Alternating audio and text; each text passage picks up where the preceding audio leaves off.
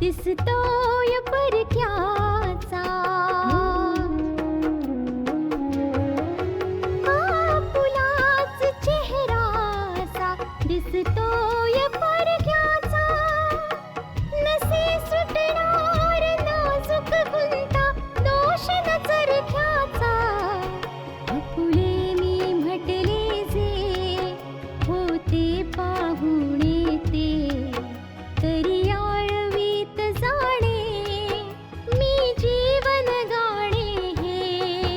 रेखा ही भाग्याची, रेखा ही भाग्याची, रेखा ही भाग्याची, रेखा ही भाग्याची. आतापर्यंत आपण पाहिलं बलराजच्या घरी ही केस संपवण्याविषयी बोलणं सुरू आहे आणि बलराजची नजर गिरीधर शास्त्रींवर आहे. आशा गिरीधर शास्त्रींना पटवून देते की त्यांना न्याय नक्की मिळवून देईल. गोविंद रिधिमाला समजवतो की ज्या दिवशी पल्लवीच्या समोर सत्य येईल की आशाला कारस्थान करून फसवण्यात आलं होतं आणि हे लग्न केलं गेलं होतं, त्या दिवशी पल्लवी विजयला सोडून निघून जाईल.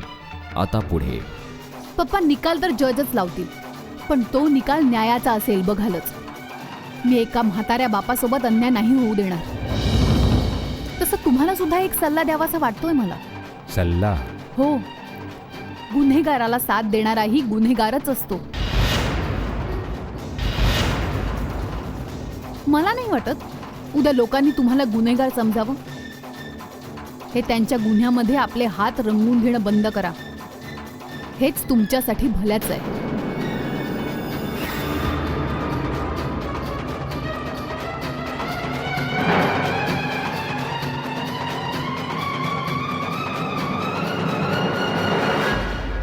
पल्लवी पल्लवी पल्लवी, तू एकदा मला सांगितलं असतंस तर मी स्वतः तुझ्यासोबत आलो असतो आणि गोष्ट त्यांना स्पष्टपणे सांगितली असती की मी तुझ्यावर प्रेम करतो. हो पल्लवी, मी फक्त तुझ्यावर प्रेम करतो. हो, संध्याकाळी 6 वाजता भेटूया.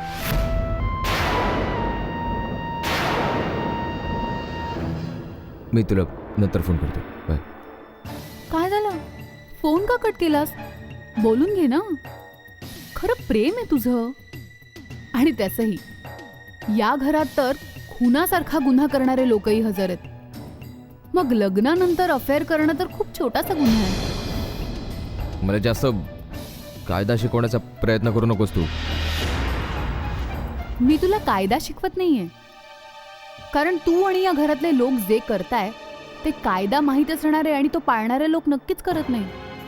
पण खरंय, काय खेळ खेळलाय तुम्ही सगळ्यांनी. हो, तर अखेर नानाने तुला सगळं काही सांगून टाकलंच. हो सिद्धांत, कालपर्यंत मी थोडी कन्फ्युज्ड होते. मला समजत नव्हतं की तू माझ्यावर इतकं प्रेम करतोस, मग तुझं न ऐकून मी कोणती चूक तर करत नाहीये ना. खूप अस्वस्थ होते मी, पण आज माझ्या डोक्यावरून ते ओझंही उतरलं. तुला काय म्हणायचं काय? हेच की मी आता हे ठरवून आले की इथेच या घरामध्ये राहून मी कायद्याची लढाई लढणार. आणि उरला प्रश्न पल्लवीचा, जिचा प्रेमात तू वेडा झालायस. ज्या दिवशी तिला सत्य काय ते समजेल ना, की कशा प्रकारे फसवून तू माझ्याशी लग्न केलंस, ती तुझा तिरस्कार करायला लागेल. आणि गरज पडली ना तर मी स्वतः जाऊन तिला हे सत्य सांगेन.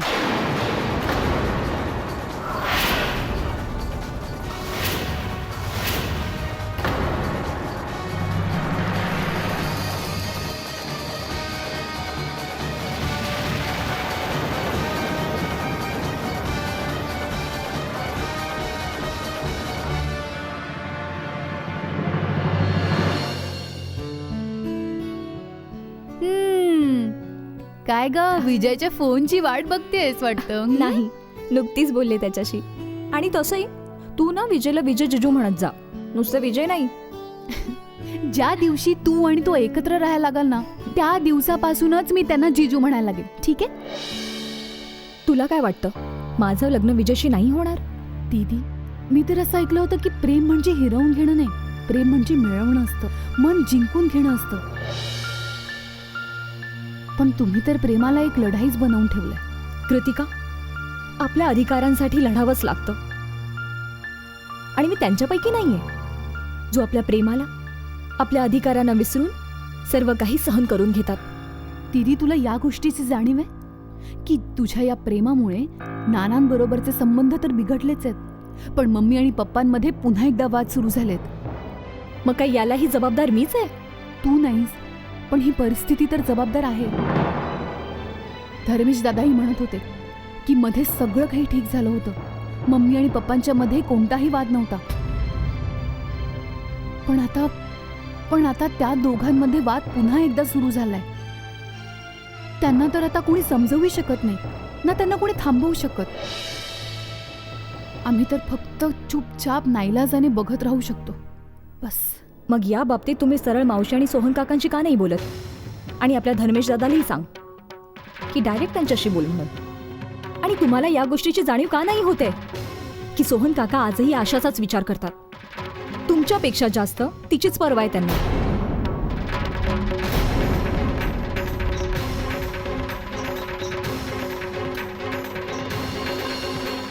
कोणतीही मुलगी आपल्या माहेरच्या माणसांना दुःख नाही देऊ शकत, त्यांना दुःखी नाही पाहू शकत. आणि याच गोष्टीमुळे किती वेळा सासरी दिली गेलेली वाईट वागणूक, सगळा छळ, त्या बाबतीत ती मुलगी माहेरी काहीही नाही सांगत. माहेरच्या लोकांना कानोकान खबरही नाही लागत. मग आपण कशी अपेक्षा करायची की आशा आपल्याला हे सांगेल की ती लोक तिला कशी वागणूक देतात? हो बेटा, मी तर असाही विचार करत होतो की आपण आशाला आपल्याकडे आणायचं का? बाबा, आशाला हे अगदी चांगलंच ठाऊक आहे की तुमचं घर असो किंवा माझं, दोन्हींचे दरवाजे तिच्यासाठी अगदी कायमचे उघडे आहेत. पण यावेळी हे जाणून घेणं खूप गरजेचं आहे की ती कोणत्या परिस्थितीत तिथे राहते, काय विचार करून राहते ती तिथे. बाबा, आंटीजी नात्यांमुळे झालेला नाईलाज आहे, बस. आंटीजी समाजाची भीती, घरच्यांच्याच मान सन्मानाची भीती, बहुतेक हेच कारण असू शकतं की आशा ते घर सोडून इथे यायला तयार नाहीये. कारण अधिकाराचंही असू शकतं आशिष. मुलीचं सासर सोडून येणं आपले अधिकार सोडून येण्यासारखं असतं, माहितीये? हो बेटा, तुझं योग्यच आहे. नाना, प्रश्न तर हा आहे की काय आशा त्या घरात राहून आपले सर्व अधिकार मिळवू शकेल? कारण नाना, पल्लवी तर सिद्धांतच्या बरोबर आहे आज पण. आणि हे अगदी उघड आहे की सिद्धांतने पल्लवीलाही लग्न करायचं वचन तर दिलेलंच असणार. पल्लवीला सुद्धा समजवणारं, अडवणारं कोणीही नाहीये बेटा. हे माहीत असूनही की सिद्धांत आशाचा नवरा आहे, गायत्री तिला त्याच मार्गावर पाठवायच्या मागे आहे, जे योग्य नाहीये. बाबा, हे पल्लवीला माहिती आहे का की कशा प्रकारे सिद्धांत आणि त्याच्या घरच्या लोकांनी आशाची फसवणूक केली आणि तिच्याशी लग्न करून दिलं, आणि कोणत्या उद्देशाने?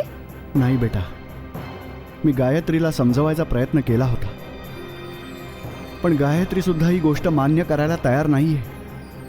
उलट ते लोक तर आपल्याला जबाबदार ठरवतायत की आपण जबरदस्तीने सिद्धांताचं लग्न आशाशी लावून दिलं.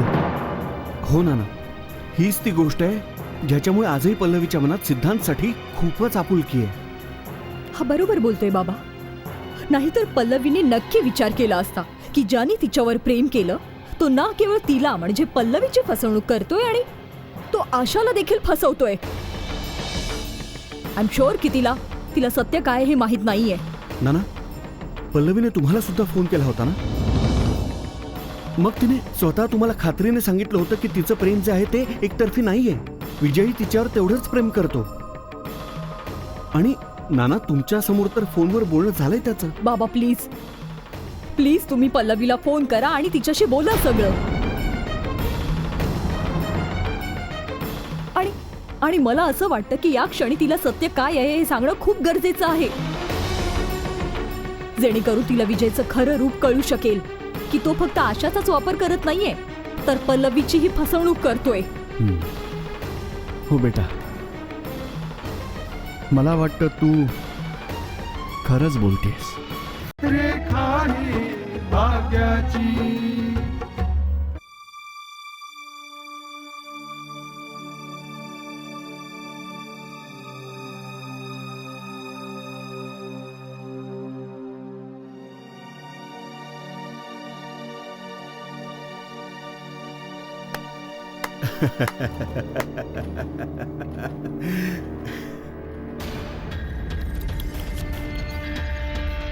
काय अवस्था करून घेतलीस तू स्वतःची.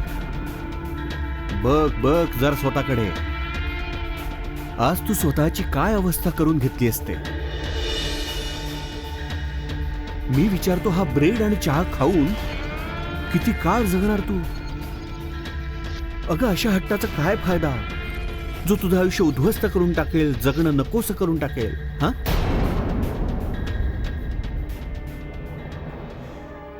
तुला माझी दया करायची काहीच गरज नाही. दया करायचीच असेल ना तर स्वतःची कर. मी तर निदान या घराच्या 4 भिंतींच्या आड आहे, पण तू मात्र स्वतःला जेलच्या 4 भिंतींच्या आड जायला तयार ठेव.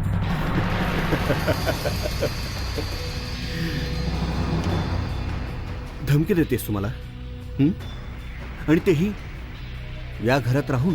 हो, राहायचं तर मला याच घरात आहे.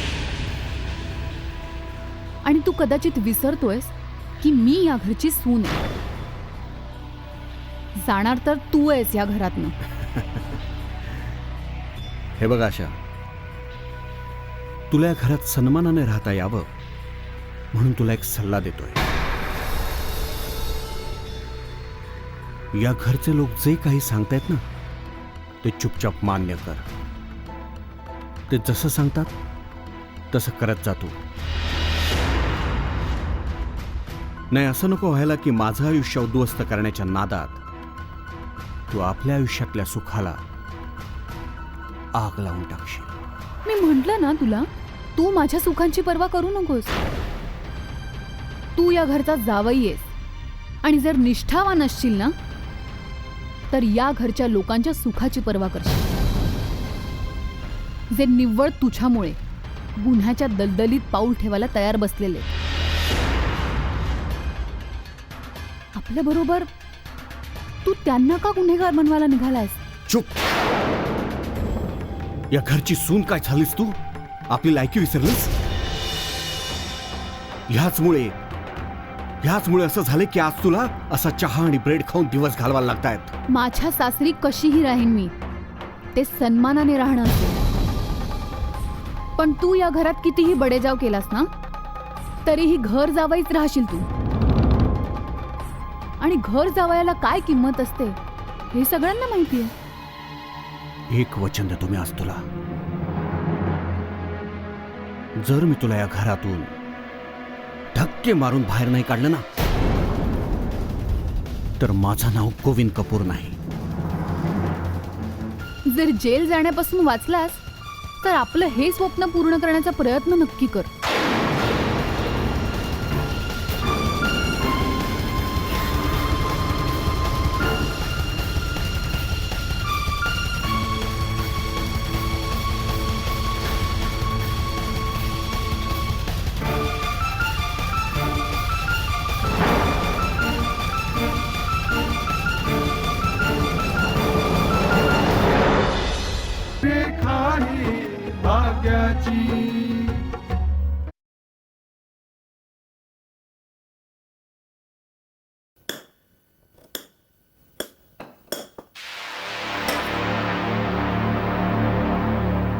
अगं ए महाराणी, तुझ्या नानांनी तुझ्या बरोबर कुठली मोलकरीण नाही पाठवलीये जी तुझी उष्टी भांडी धुवेल? दीदी प्लीज, नानूंचं नाव मध्ये आणू नका. अच्छा, तुझ्या पप्पांशी तर तुझा काहीच संबंध नाही, मग कुणाचं नाव घेऊ? काय झालं रिदिमा? बघ ना ममा, महाराणीजी चहा करून प्यायलेत आणि भांडी तशीच ठेवून चालली. या घरात कोणी नोकर नाहीये जो तुझी उष्टी भांडी घासत बसेल. नशीब समज की आम्ही तुला किचन मध्ये येऊ दिलं. चल आपली भांडी धुवून टाक. अगं लोक तर सुनेचे खूप लाड पुरवतात, पण तेव्हाच जेव्हा सून त्या लायकीची असते. पण इथे तर अशी सून मिळालीये की ज्या घरात राहते, ज्या घरचं खाते, तेच घर उद्ध्वस्त करायची स्वप्न बघते. दीदी, तुमचं तर घर त्या दिवशीच उद्ध्वस्त झालं होतं ज्या दिवशी तुमच्या नवऱ्याच्या हातून खून झाला होता. आणि जर नवरा असा असेल तर शिक्षा तुमच्यासारख्या बायकोलाच भोगावी लागणार ना. तोंड सांभाळून बोल जरा सूनबाई. खबरदार जर माझ्या मुलीबद्दल एक शब्द जरी बोललीस तर. तुम्ही तुमचे शब्द लक्षात ठेवा मम्मी. एक दिवस मीच तुम्हाला आठवण करून देईन. आणि हे तुमच्यासारखे सासू सासरेच असतात ज्यांना शेवटच्या क्षणी 2 घोट पाणी विचारणारही कोणी नसतं.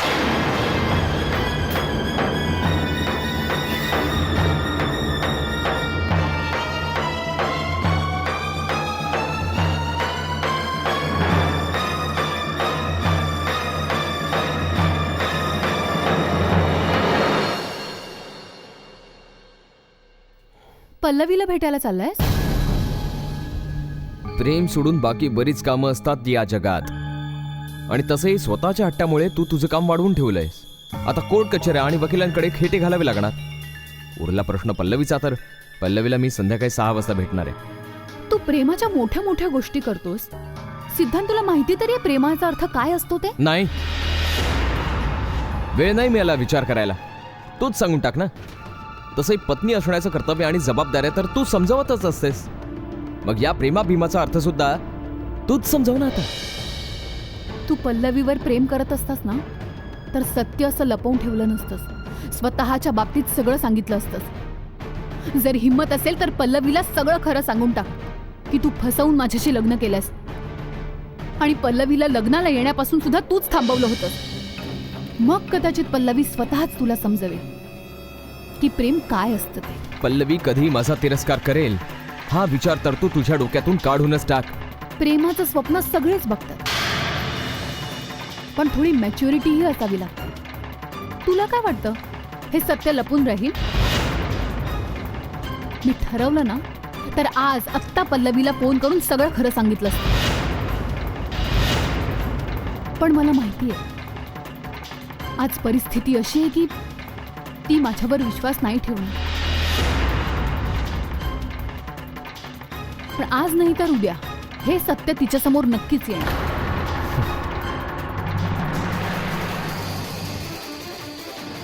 मग ती तुझा तिरस्कार करायला लागेल, फक्त तिरस्कार.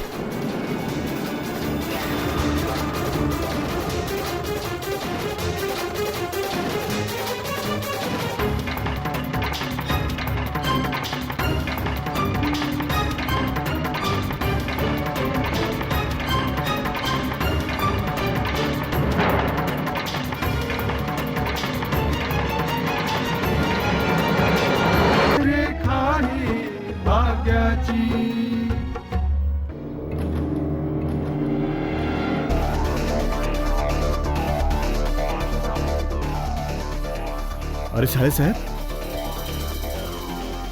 काय झालं? काय तू इतका अस्वस्थ का दिसतोस?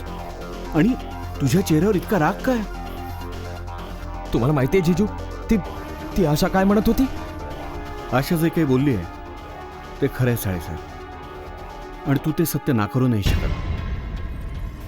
मी समजावतो. हे बघा, आशा जे काही बोलली आहे ते खरंच आहे. तुम्हीच जरा विचार करा, जर पल्लवीला या बाबतीत कळलं की तुम्ही तिला अंधारात ठेवलं, बँगलोरला जायला तुम्हीच तिला भाग पाडलं, आशासोबत चाल खेळून लग्न केलं,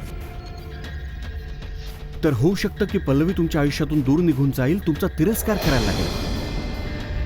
नाही जीजू, असं नाही होऊ शकत.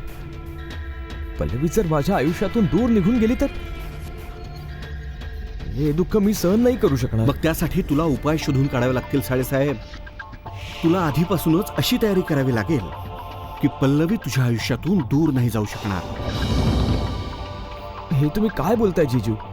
एकीकडे तुम्ही म्हणताय की पल्लवी माझ्या आयुष्यातून दूर निघून जाईल, आणि दुसरीकडे म्हणताय की साहेब, मी पुन्हा तेच म्हणतोय.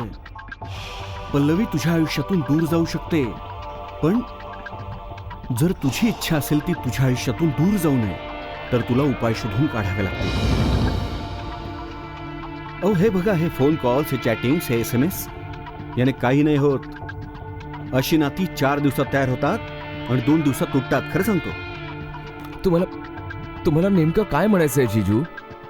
मी तुला उपाय सांगतोय आणि हे ते उपाय आहेत ज्यामुळे पल्लवी कधीच तुला सोडून जाणार नाही. ती तुझ्याशिवाय दुसऱ्या कोणाचा विचार नाही करू शकत. हे बघा साळेसाहेब, हा एक असा उपाय ज्याने तू पल्लवीला आपल्या आयुष्याशी जोडून ठेवू शकतोस. समजतंय? आणि फक्त हाच एक उपाय आहे, हाच एक मार्ग आहे.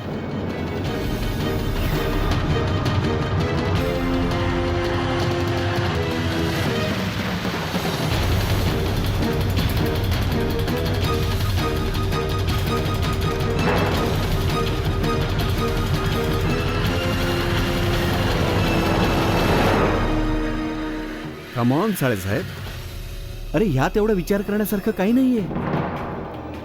हे बघ, मी समजावतो.